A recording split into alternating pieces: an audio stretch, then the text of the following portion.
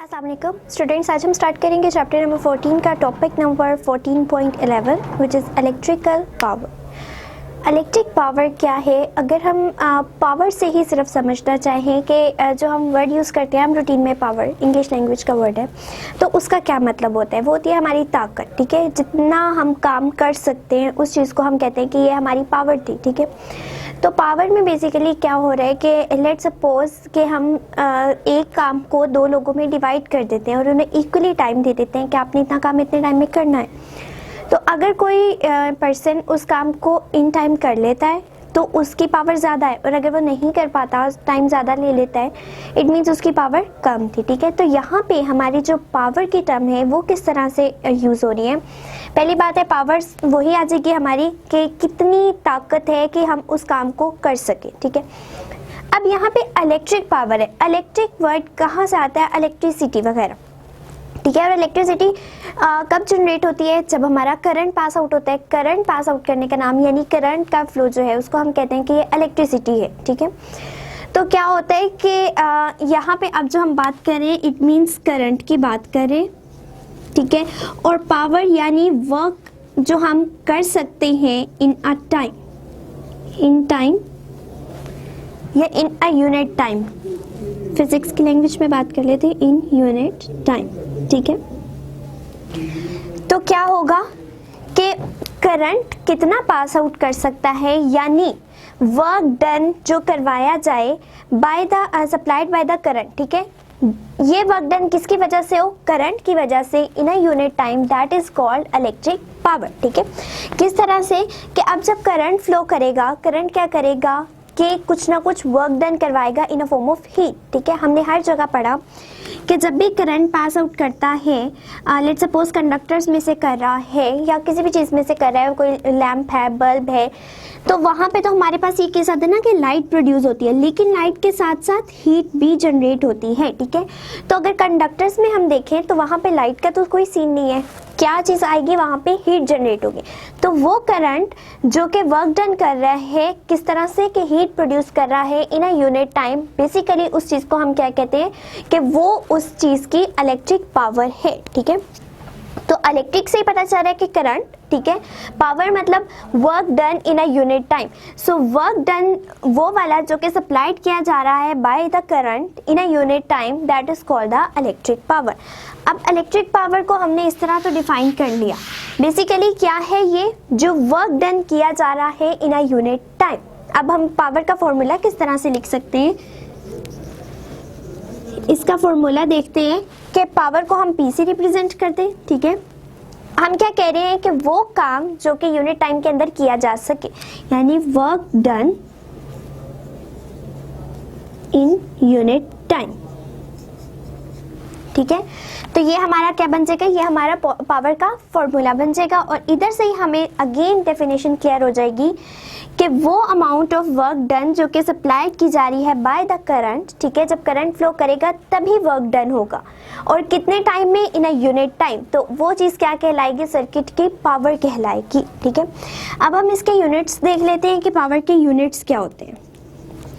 चूँकि यहाँ पे हम इससे पहले हम एक देख लेते हैं कि इस फॉर्मूले में हम थोड़ी चेंजिंग्स भी कर सकते हैं। किस तरह से? अब वर्क डन कब होता है? वर्क डन का फॉर्मूला आता है हमारे पास W=QV, ठीक है। वर्क डन किस टाइम में होगा? हमने कह दिया कि वर्क डन हो रहा है ड्यू टू करंट फ्लो, ठीक है। जब करंट फ्लो करेगा तभी हमारे पास जो है वो वर्क डन होगा। अब करंट किस तरह से फ्लो कर रहा है? करंट के लिए हमें चाहिए, करंट को फ्लो करवाने के लिए यानी वर्क डन करवाने के लिए, कि पोटेंशियल डिफरेंस के अंदर चार्ज क्यू मूव करना शुरू कर दे, ठीक है। सो वर्क डन बेसिकली क्या होता है हमारा कि अगर यहाँ दो पॉइंट्स पे अलग अलग पोटेंशियल डिफरेंस है और इस पोटेंशियल डिफरेंस की वजह से चार्ज मूव करे, तो इस चार्ज की मूवमेंट को ड्यू टू पोटेंशियल डिफरेंस हम वर्क डन कहते हैं, ठीक है।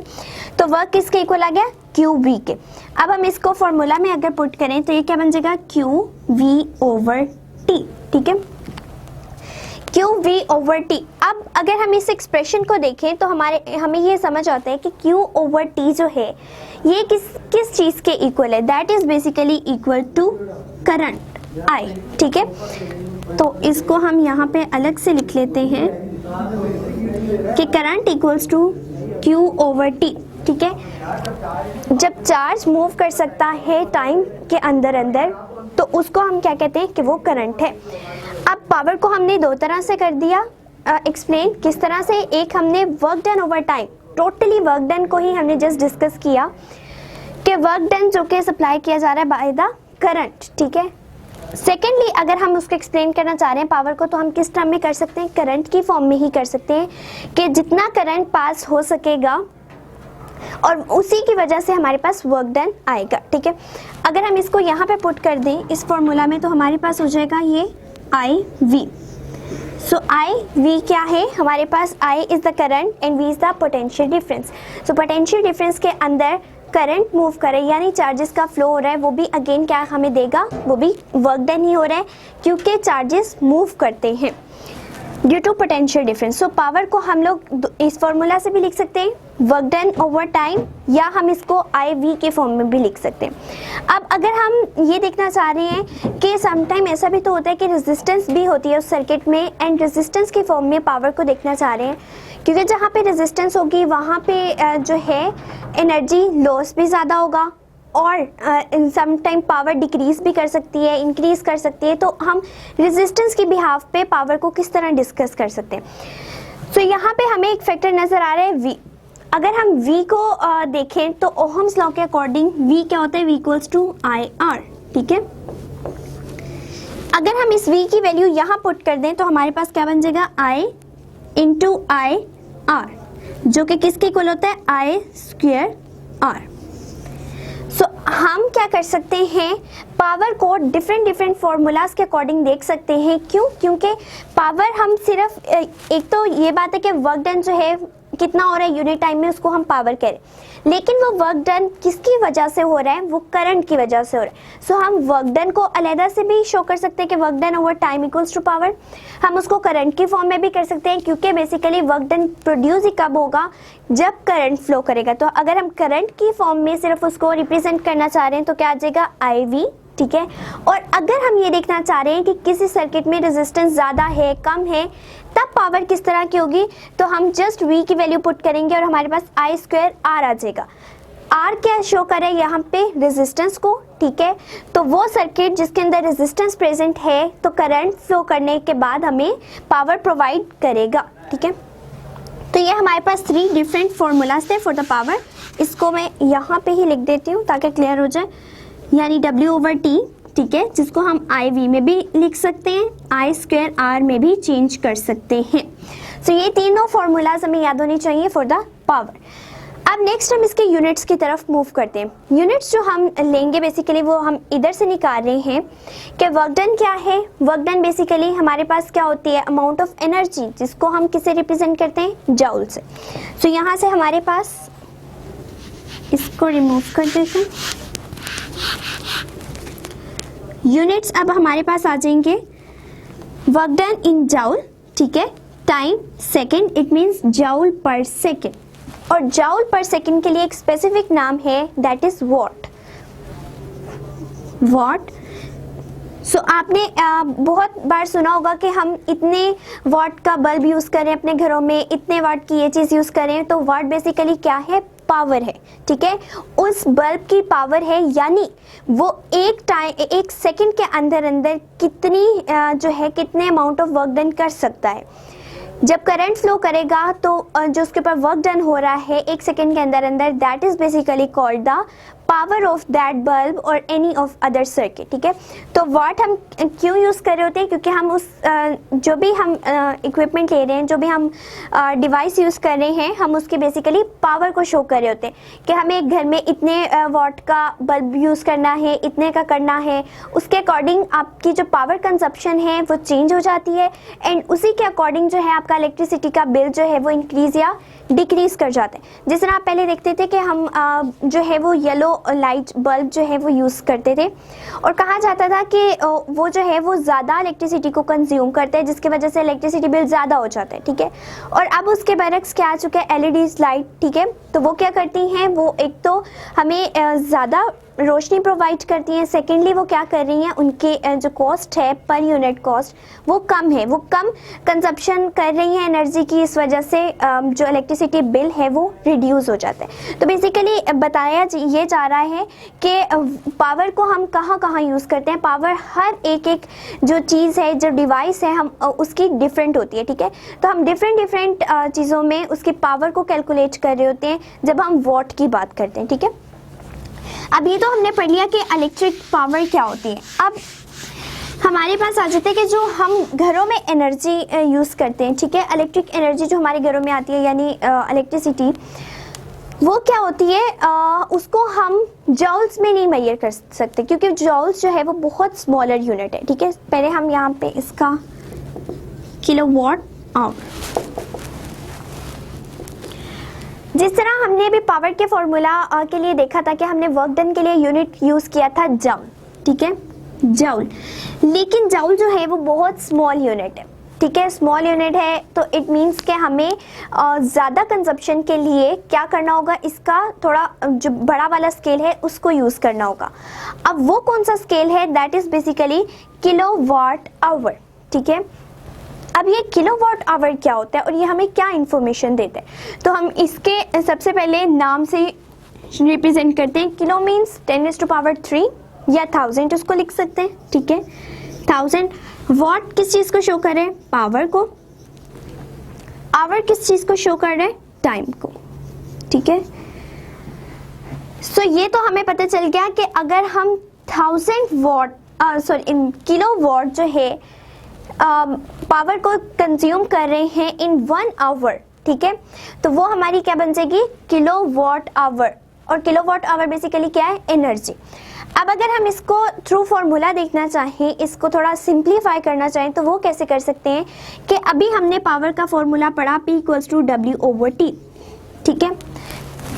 तो क्या है ये हमारे पास पावर का फॉर्मूला है कि वो, और क्या कहता है कि वो वर्क डन जो कि करंट की वजह से सप्लाई किया गया इन अ यूनिट टाइम, तो वो हमारी पावर कहलाती है। अब हम किस चीज़ की बात करें, हम इस वर्क डन की बात करें कि जॉल जो है इसके लिए अब अच्छा यूनिट नहीं रहा, क्योंकि जब हम ज़्यादा कंज्यूम कर रहे होते हैं तो हमें इसका जो है वो इफ़ेक्टिव यूनिट चाहिए होता है।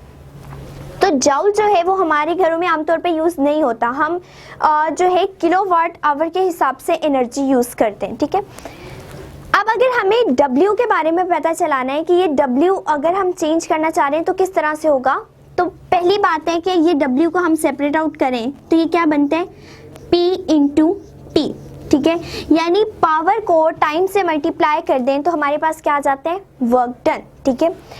अब पावर कितनी है, पावर का यूनिट क्या है, वॉट, ठीक है। अगर हम इसके ऐसा यूनिट्स देखें, ठीक है, टाइम का क्या है, सेकंड, ठीक है, तो ये बन जाएगा वॉट सेकंड।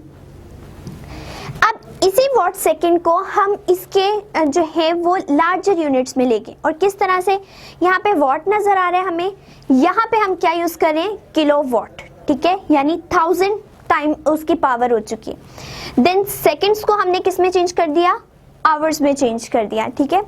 तो अगेन ये क्या बन जाएगा, ये जो हमारा वर्क डन आया है W किस में, किलोवाट आवर में, वो कहाँ से, किस फॉर्मूला से आया है, P/T, ठीक है। तो जैसे ही हमने पावर के वॉट के साथ किलो लगा दिया, यानी उसके लार्जर यूनिट्स को डिस्कस कर लिया इन अ टाइम 1 आवर, ठीक है, तो वो हमारे क्या बन जाएगी, हमारा वर्क डन बन जाएगा, हमारी एनर्जी बन जाएगी। बट अब एनर्जी के यूनिट जो है जॉल से चेंज होके किस में आ चुके हैं, किलोवाट आवर में, ठीक है। तो ये किलोवाट आवर जो है वो आमतौर पे हम अपने घरों में यूज़ करते हैं, और जब हमने इलेक्ट्रिसिटी बिल पे करना होता है या जब हमारे पास हमने यूनिट्स का अंदाज़ा लगाना होता है कि कितने यूनिट चल चुके हैं हमारे मीटर पे, तो हम किलोवाट आवर के हिसाब से ही लगाते हैं, ठीक है। अब अगर किलोवाट आवर को हम देखें तो ये किसके इक्वल होगा, 1 किलोवाट आवर एनर्जी को हम कैलकुलेट करना चाह रहे हैं, ये क्या है, एनर्जी। तो हमारे पास किलो कितना होता है, 1000, ठीक है, 1000 वॉट। टाइम आवर को हम लोग चेंज करना चाहें अगर सेकंड्स के अकॉर्डिंगली, ठीक है, तो कितने सेकंड्स हमारे बनेंगे, 1 घंटे में 60 मिनट्स होते हैं, ठीक है। और हर एक जो है मिनट में 60 सेकेंड्स होते हैं, तो क्या करेंगे 60 मल्टीप्लाई बाय 60, तो ये हमारा बन जाएगा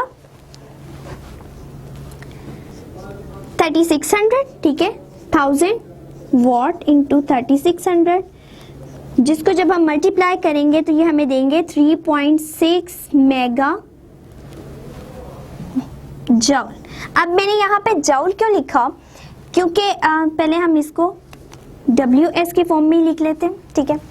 अब WS के फॉर्म में अगर मैं लिख रही हूँ तो इसका क्या मतलब है कि मैं पावर को मल्टीप्लाई करवा रही हूँ सिंपली टाइम के साथ, ठीक है।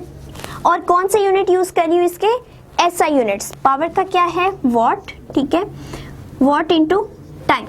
और ये फॉर्मूला किसके इक्वल था, वर्क डन के, ठीक है।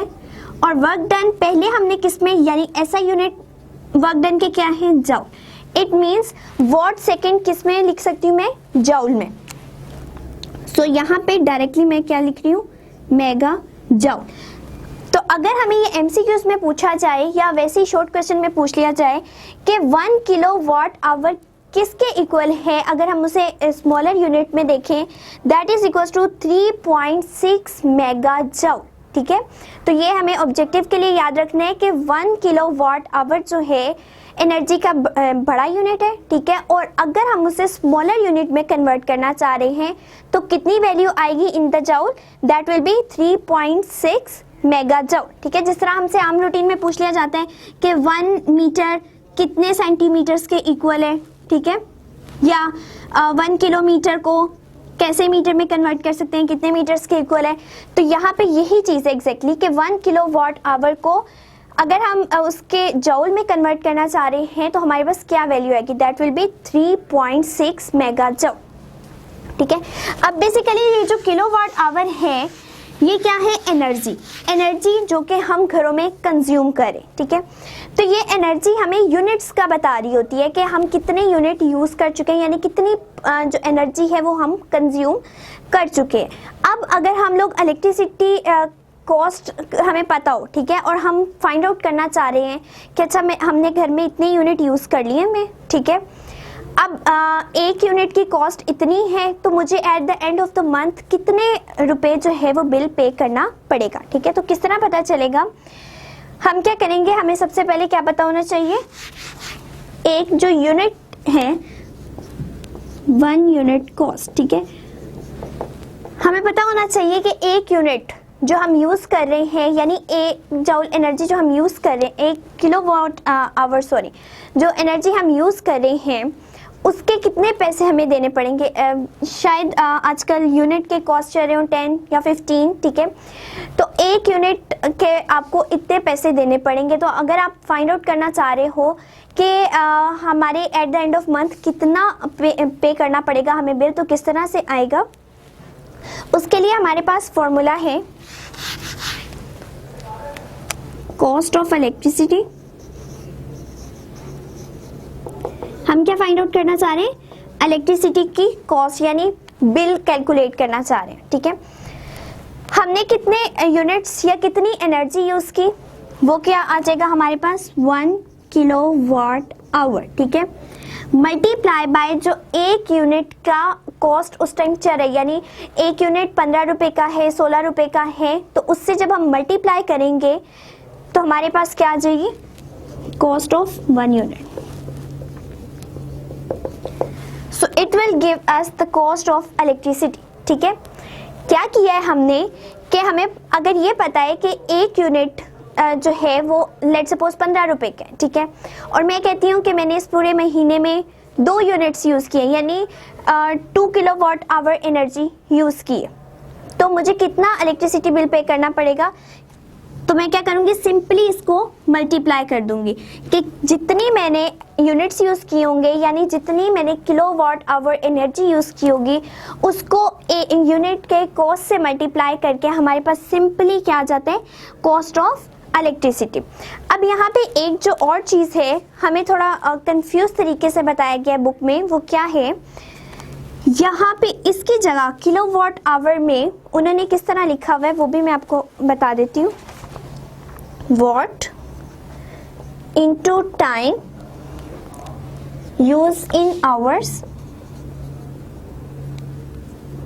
Divided by 1000 multiply by cost of unit. ठीक है, अब हम यहाँ पे कंफ्यूज हो जाते हैं कि ये 1000 कहाँ से आया, जबकि हम किलोवाट आवर की बात कर रहे हैं और किलोवाट आवर का मतलब है कि 1000 जो है वो तो वॉट से मल्टीप्लाई हो रहा है और विद एच, ठीक है, यानी आवर के साथ मल्टीप्लाई हो रहा है। और यहाँ पे क्या किया है कि यहाँ पे टाइम तो आवर्स में रहने दिए, लेकिन यहाँ पे वॉट के साथ मल्टीप्लाई करने के बजाय 1000 को डिवाइड कर दिए। सो ये क्या किया है उन्होंने कि अभी जिस तरह मैंने बात की थी कि 1 किलोवाट आवर जो है